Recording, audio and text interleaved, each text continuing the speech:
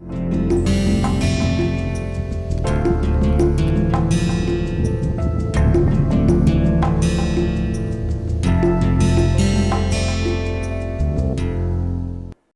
so today we will discuss about dislocation interaction which leads to some mechanical behavior. So far we have looked at dislocation in particular systems, we looked at FCC systems, then FCC, HCP, then the ionic system, and then the last one that we looked in the last module, previous module, was about the dislocations in superlattices. And over there also we already started associating how these dislocations can lead to mechanical properties and particularly the higher strength at higher temperature. So that is what is the unique property of superalloys. Now here we will talk about one of the very basic phenomena that is attributed to dislocations, and that is work hardening.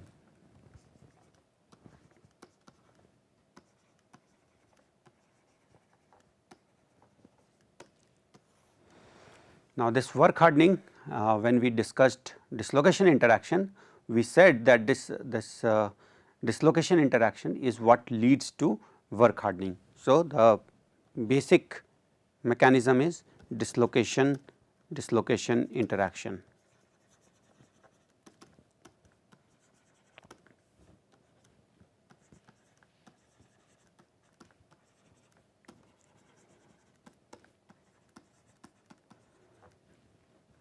And the equation which describes this is Peach-Kohler equation, Peach-Kohler relation.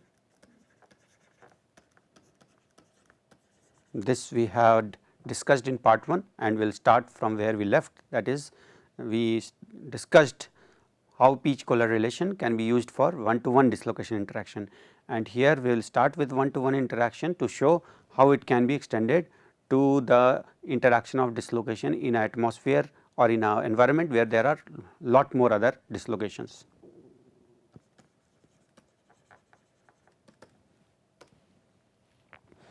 So this one was given by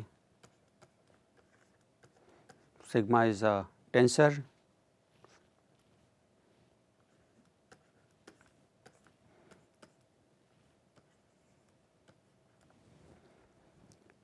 when we wrote this equation, the meaning of these various terms are like this. So there is a dislocation on which we are talking about the force. So the force on this dislocation, which is F, B is this Berger vector of this dislocation, and E is the line vector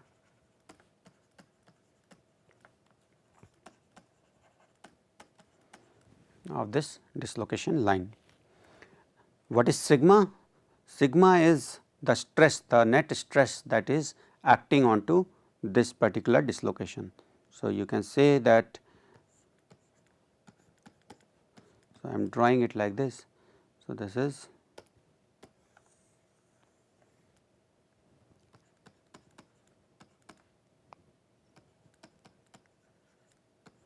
for various reasons. This could include internal plus external reasons.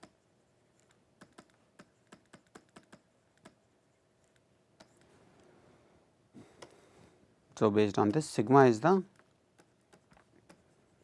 net stress experienced by dislocation line. Now this stress can also be due to another dislocation. So that is where we are able to get the relation between one-to-one dislocation interaction. Can also be due to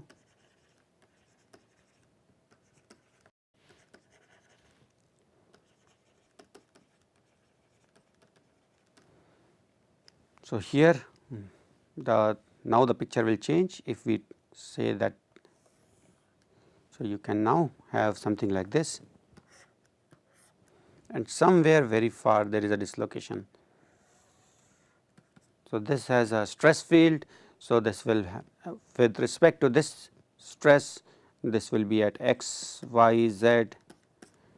So, the sigma at this point will be sigma x, y, z, and then in this case the stress will be because of another dislocation. It could have been a screw dislocation as well. So, it could be this or a screw dislocation. Either of these are applying a stress, and with respect to that the location is x, y, z. So, sigma x, y, z along this point, and you will have to calculate it at per unit point of this dislocation. And but the Berger vector and line vector would still remain the same. Okay. So, now that we remember this equation, so let us go ahead and use this equation to apply for a pair of dislocation. So, there is a dislocation which we will call as 1, and there is another dislocation which we will call as 2. So, here for the sake of geometry and making the geometry simple, we will take the line direction for both of them along the same direction, and assuming that the line direction this is z, it is 0, 0, 1.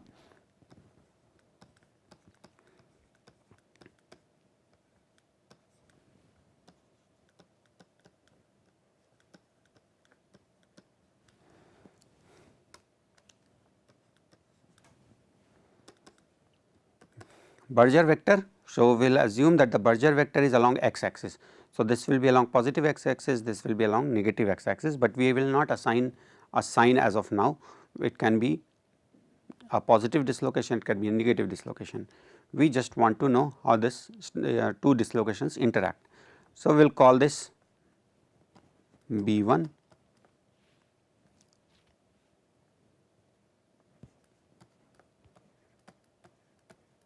So, this is along x axis, similarly B2 which is still along x axis. B2 could be a negative number if it is a negative dislocation, and it will be a positive number when it is a positive dislocation.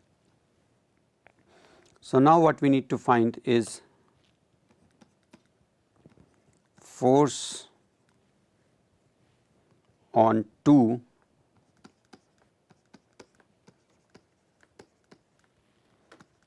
due to dislocation line 1.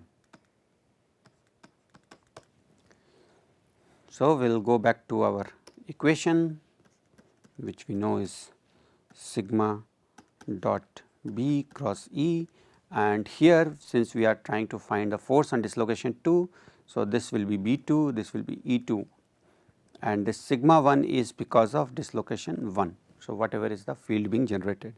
And now without going into the details which we explained in part 1, you can go back to the lecture to understand the full form of sigma, how you can expand sigma dot B cross E.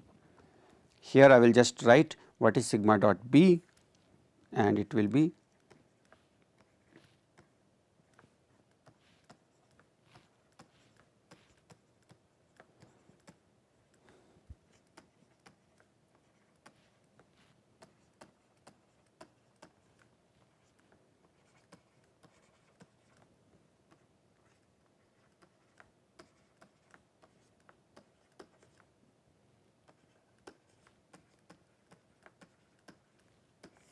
so, this is sigma dot B and epsilon will be,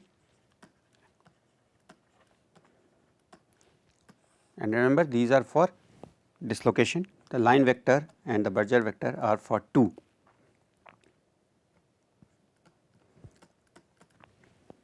And we know that here B2, in the B2 only Bx exists and E2 only the Z exists. So, these turn out to be 0, and over here these term also turn out to be 0.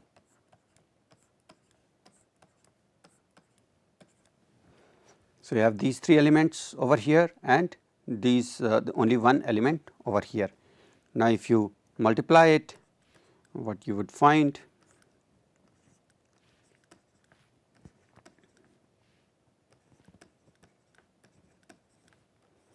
so in the end we will be left with only two numbers and no z, and this we explained that this two are parallel. So, there will be no force along the z direction, and here we, as I said, this is for dislocation 2 and this is equal to B2, and what is sigma yx equal to sigma xy.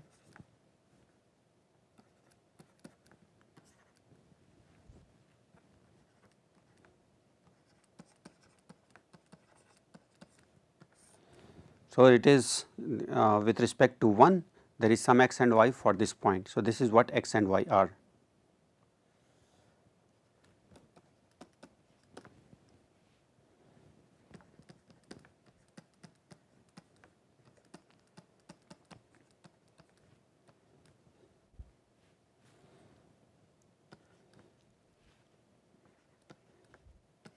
And sigma xx is again equal to GB1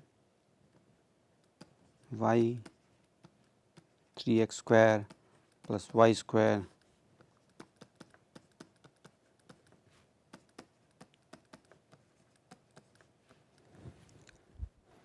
now. If you look at this, this has three terms and which correspond to fx, fy and fz, and so we have written a sigma x, sigma xy and sigma xx, and we also know that bx is equal to the Berger vector of the second dislocation. So, that will become bx is equal to b2, and therefore, from this we can say that fx is equal to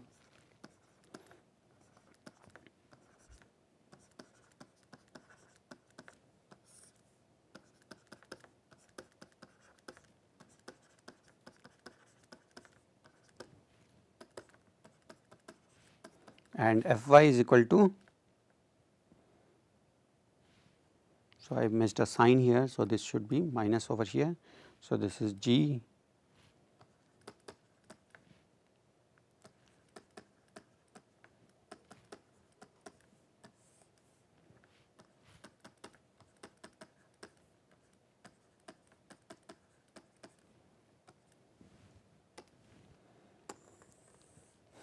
So, these are the two forces Fx and Fy that are acting on the second dislocation.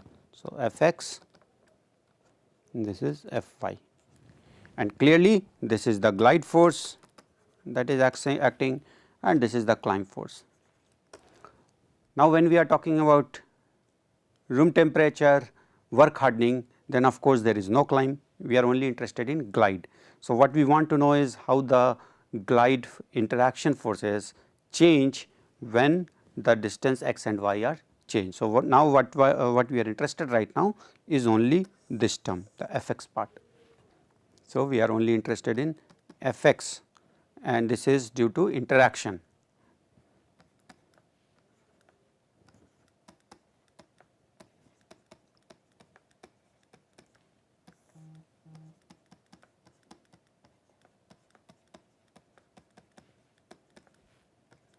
Because this is the glide force. Okay. So, this is our glide force. Now, let us say that some external stress is being applied, because of which the dislocations are moving. Okay. So, now here we are applying some external stress. So, let us say that this external stress, and since the dislocation that we are trying to move is the dislocation 2. So, and it for according to the geometry, the only stress that can actually make a difference is sigma xy. So, you remember this is the sigma xy, this is the one that is actually making it in move, which is glide in the plane. So, that has to be sigma xy. So, the external stress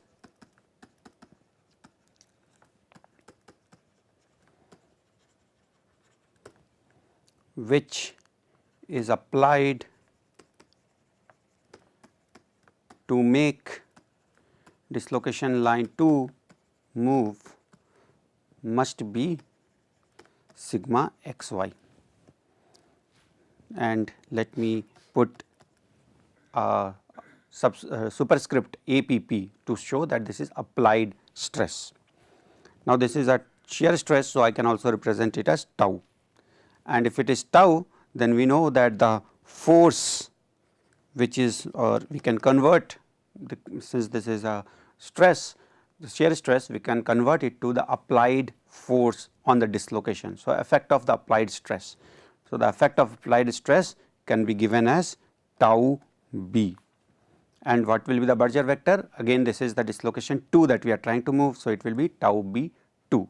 So, this is because of external stress.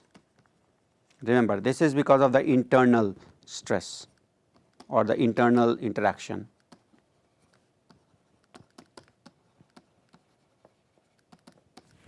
And this is because of external stress being applied.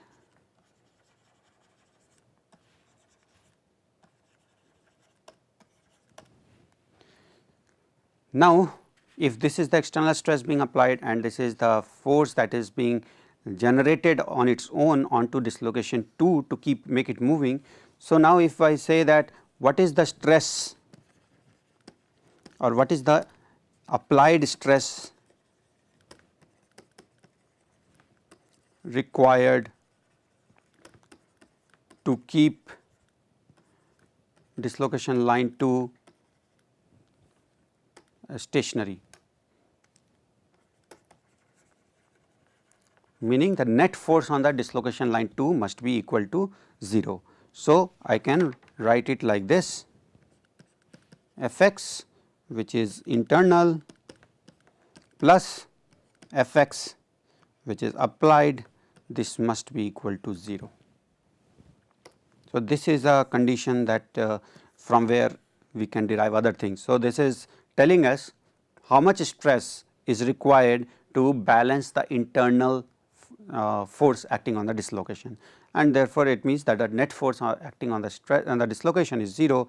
So, Fx internal plus Fx applied is equal to 0, and now I can expand this relation to write it like this. So, we have already seen this is GB1, B2.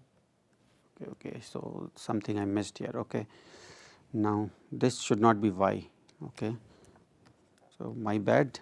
As you can see, they are taking x sigma xy, so it is x, and similarly, now just now I noted this. So, this should be x. So, GB1 B2 x square minus y square by 2 pi 1 minus nu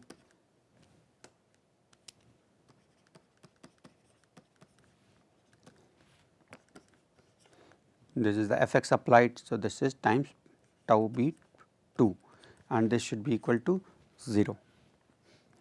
And from here you can see that what should be the shear stress acting on that plane. So, remember, tau is the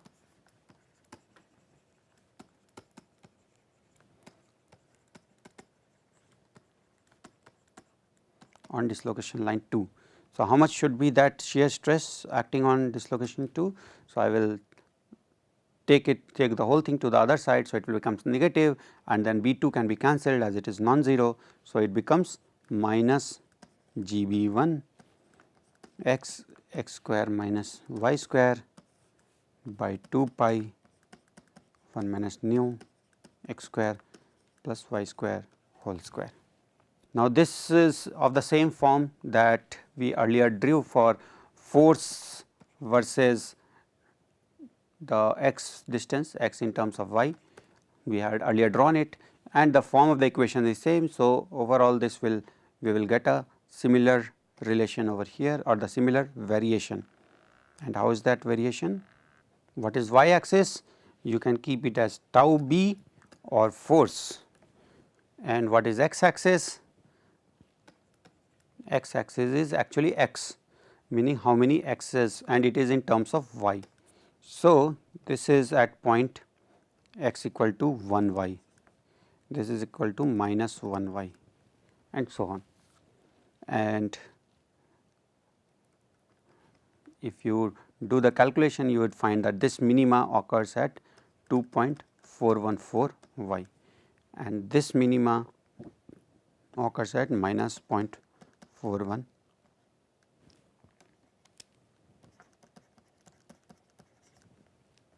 So, accordingly this will be plus 0.414 y. Now, this is again to make things, put things in perspective. This is when you have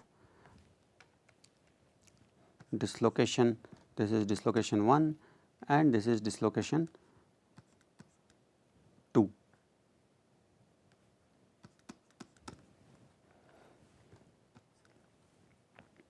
So, this is how the forces are varying when you keep changing the distance. So, we are let us say you are trying. So, what we are trying here is goal move dislocation 2 on its glide plane itself. We are not trying to move it along, or we are not trying to move it out of the plane. So, move dislocation 2 on its own glide plane.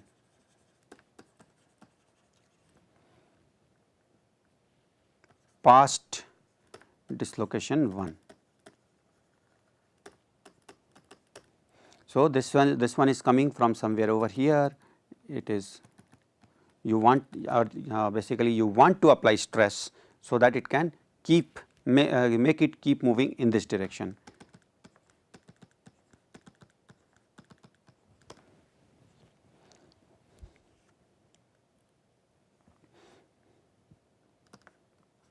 So, how much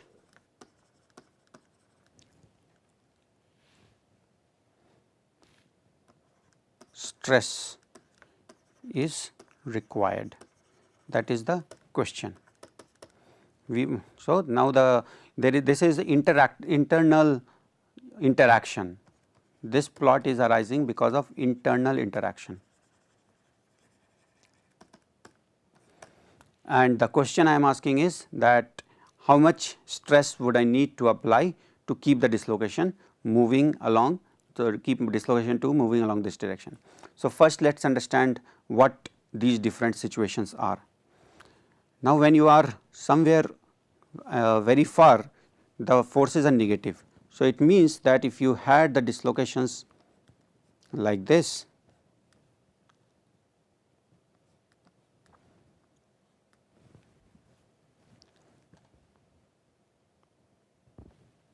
so the forces are acting in such a way that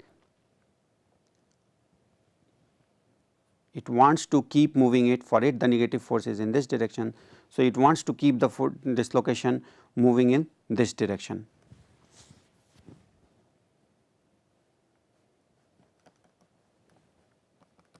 And what I am drawing here is 45-degree line, because it is special with respect to this dislocation configuration.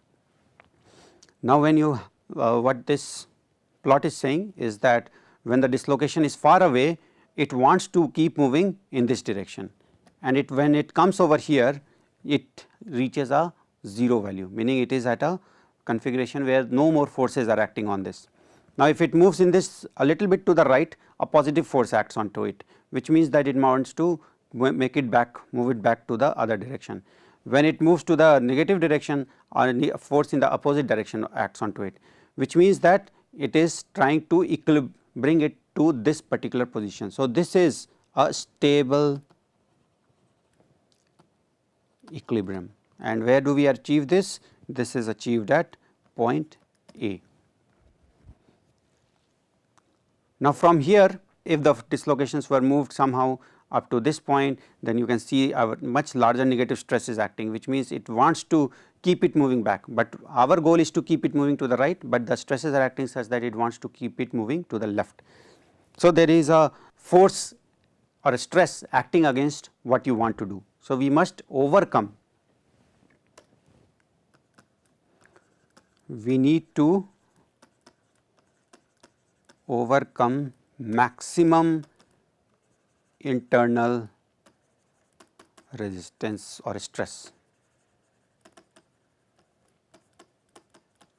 And where is this maximum internal stress or resistance? It is at this point B, which happens to be I am not showing the geometry or not trying to calculate from the geometry here, but you would be able to show that it is at 0.414 y. So, at this particular point it will have the maximum amount of repulsive force, and if you can overcome that, then it means that you can keep moving the dislocation in the positive direction. Now, at position C, what happens? The dislocations are like this and forces are 0. So, the forces are trying to, if it moves just a little bit to the right, the forces are such that it will just move it all the more to the right. If the dislocation is a little bit to the left, forces are such that it will try to make it move more to the left. So, you can call it unstable equilibrium.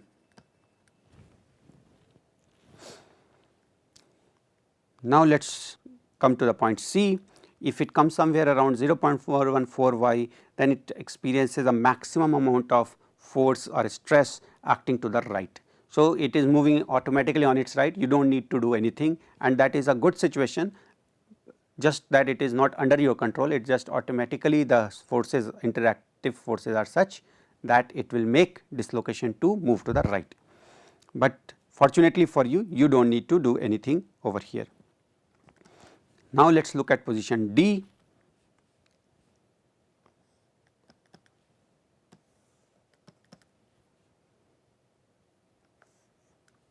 So, position D is like this,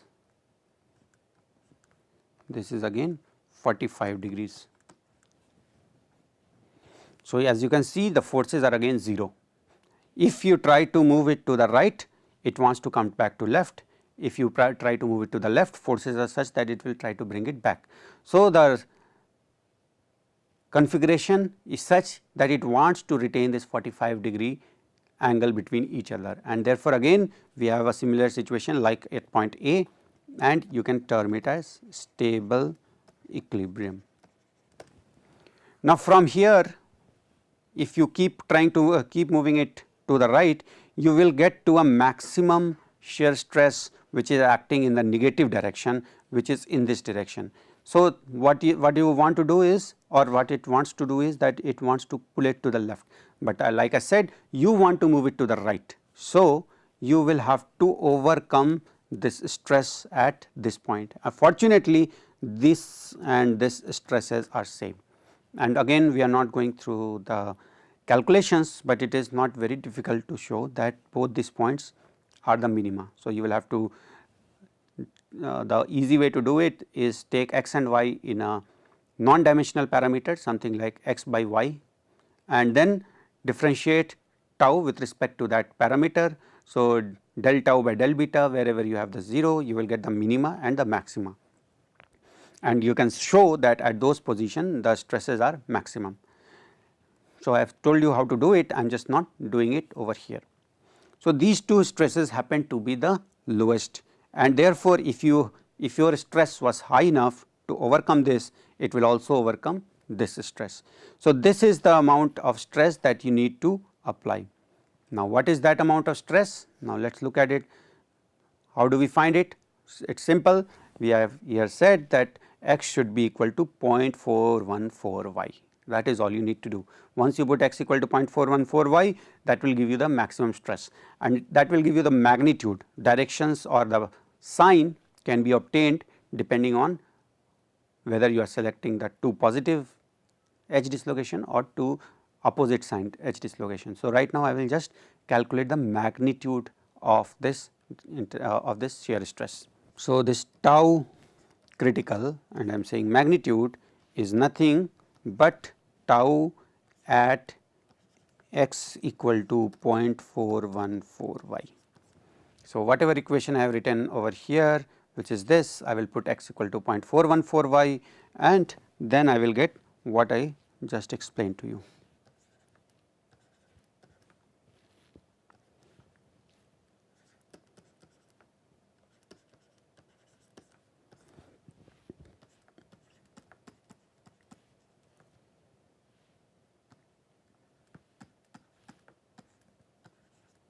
So, I can take out the y square common.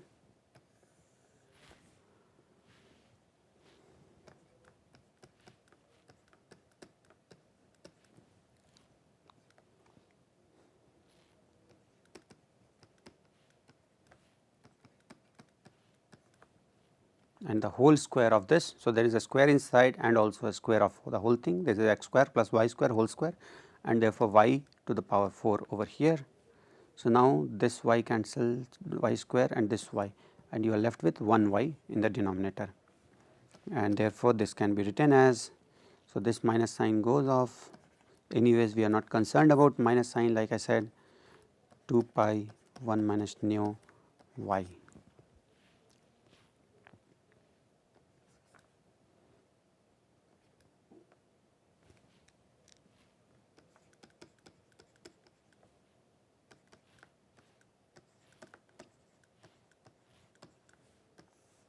So, this is 0.414, this comes out to 0.28286, and the denominator will come out to 1.372, and this whole thing is equal to 0.25, or basically equal to 1 by 4. So, I can write it as tau critical is equal to GB and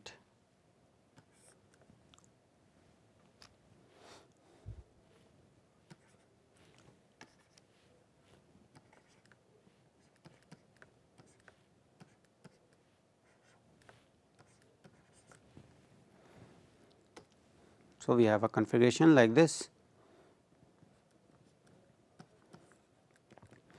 and if we assume y will be, y is constant because we are talking about glide plane. So, instead of y, what we can do is we can say that this is some distance h. Okay. So, y can be replaced by this term h, and therefore, this becomes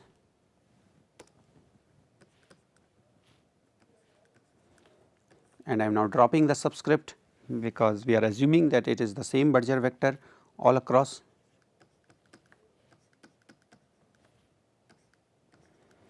Eight pi 1 minus nu h. So, the tau critical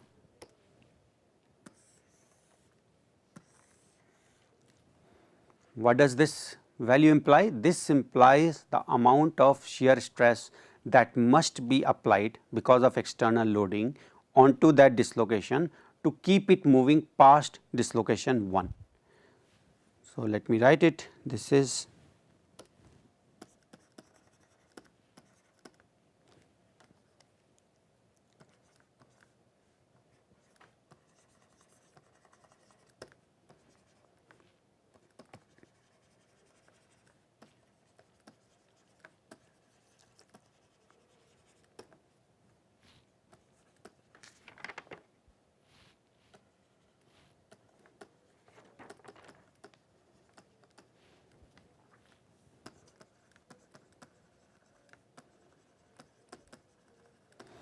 okay. So, this is a very good starting relation after describing how much stress is required for dislocation to move past one dislocation. But rarely we will have only two dislocations in a material, we will always have a lot of dislocations. So, there is what is called as the Tailor hardening formula.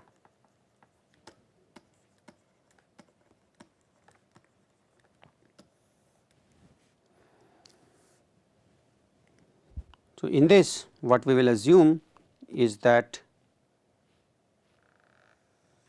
there are lots of dislocations, and for the sake of simplicity we will assume that the dislocations are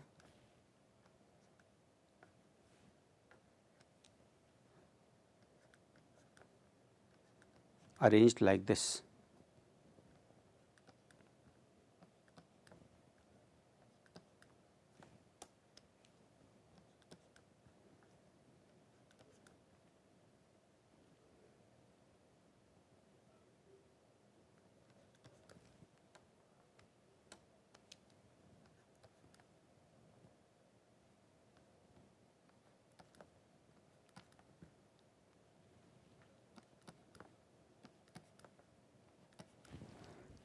This is called Tailor lattice, and what I am trying to show is that there are opposite dislocations arranged at periodic arrangement, periodic spacing interlaced with dislocations of opposite sign. So, the distance from here to here is h and the distance from here to here is h. So, if you take a square like this, you should be able to get the dislocation density. Now, the area of this size is h square and the number of dislocation in this cell is 1 plus 1/4 of all these 4. So, 1 plus 1 2, therefore, the density of dislocation when you have a Tailor lattice distribution is given by 2 by 2 h square. So, the area this is h, this is h, 2h, 2h, 2h, 2h square, and number of dislocation here is 2 by 2h square, and therefore, this comes out to 1 over 2h square.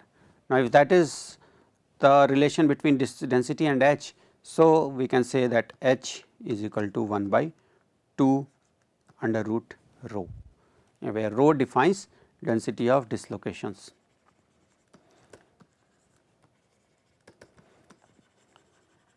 Now, you would say that this will be only should be applicable only for a particular case where the arrangement is like this, but what you have to realize is that when there is a large density of dislocation, because of their repulsion between them, and if there is no other forces acting on it, they will like to keep the minimum energy configuration. And when is the minimum energy configuration? When the interaction or the stresses acting onto each other is at the lowest, and this is the configuration where they will have the lowest stress. So, this describes on an average what will be the distance between different dislocations, and therefore, this need not be exactly like this, but on an average this is how any dislocation distribution can be described as. Now, next thing that we will do is we will assume that, and this is not without any basis, it is you can realize that the amount the stress equation that we derived in the previous part, where we said this is the amount of stress required to make a dislocation move through against or past a dislocation, was of that form. What we will say is that there was only one dislocation against which it was working. Now, it has to work against a set of dislocation. So, the overall form of the equation will remain same, only that the multiplication factor would change, and we will get that multiplication factor from this relation, because we know that on a local basis each dislocation has to pass through another dislocation. So, on the local basis it is still the same. What is different is that the h value is now being determined how the dislocation is distributed. So, we will assume that stress required for moving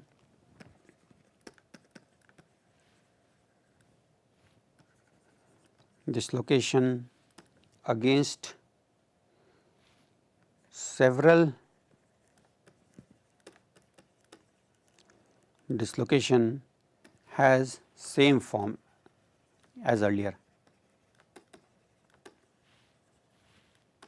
What will be different is the multiplication factor. Only multiplicative constant changes.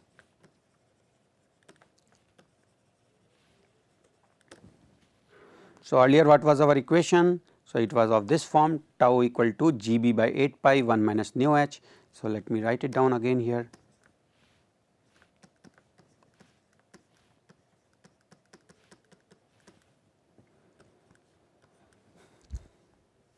So, overall the constants here are G and B and nu. So, those things will remain same. What we are saying is that these constants 1 by 8 pi h is what is changing, and that is again like I described, h is now being adjusted depending on how many dislocations are there or what is the dislocation density. So, I will say that now this implies that tau naught, which is the stress for moving through the set of dislocations, is equal to Gv by 8 pi 1 minus nu, and instead of h I will write 2 rho. Okay, so, here again I have missed a sign, not a sign, but there is a square root over here. So, this can be further simplified as alpha GB root rho, and this is called as Tailor hardening equation or Tailor hardening relation.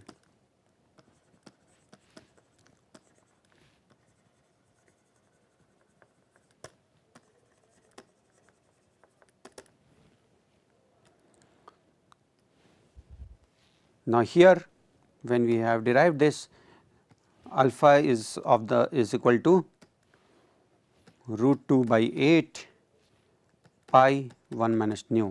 So, it approximately is equal to 0.1, and what people have found, for example, if you take copper as a function of different dislocation densities. So, let us say on the y axis you have b square root rho, and on the x axis you have tau over g. So, we go back to this relation, this is b root rho on this side and tau naught by g on this side. So, what you have is a relation like this, tau naught by g equal to alpha times b root rho. So, alpha is a constant, therefore, if I draw a line like this, what I should get is a straight line, and this is what has been observed. People have observed straight line.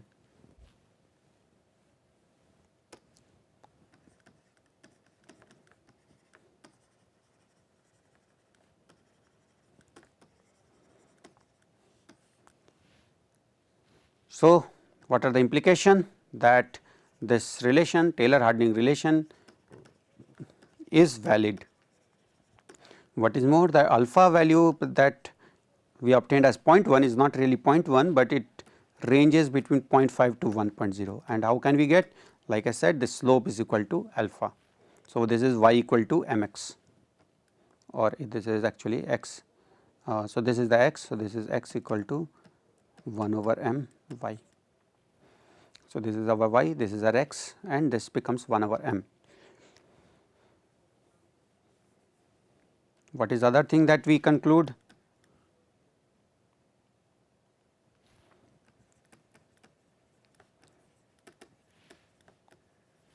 Stress field of dislocation array, meaning sigma ij, is proportional to 1 over r. So, individual dislocations were proportional to 1 over r square, but sigma ij, when it is a stress field of dislocation array, is proportional to 1 over r. So, we see that we have obtained a relation which describes, and so the most important relation that we described in this module is this one, which describes how the shear stress required keeps increasing with increase in the dislocation density, and this is clearly implying that you will have to apply more and more stress as dislocation density increases, and therefore, this is work hardening. In work hardening, your dislocations are increasing, dislocation density is increasing. So, the amount of stress you will have to keep increasing, and if we so just to refresh or jog your memory,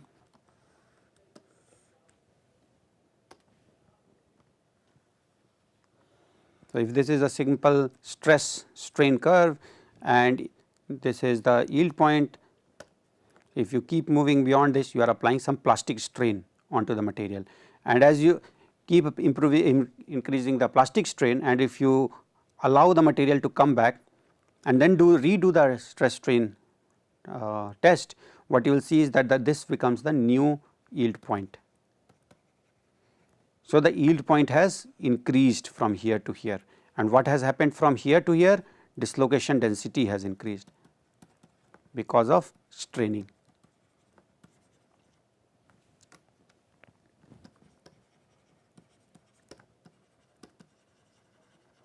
So, dislocation density increased, which led to increase in the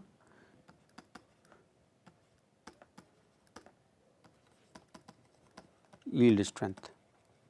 And now this can be directly correlated with this relation, and this relation is can accurately predict how much you will get for at least the pure materials. You can very accurately predict how much will be the increase in the shear strength, and then you will have to correlate it to the stress, the tensile and compressive stress of a single phase or a single crystal, and then we will have to have models to extend it to polycrystalline material. So, we will end this module over here. Next time what we will discuss is that how is the dislocation density increasing. We said here that strain leads to dislocation density increase, and it makes sense, but what is the phenomena that leads to increment in the dislocation density. So, we will look into that in the next module.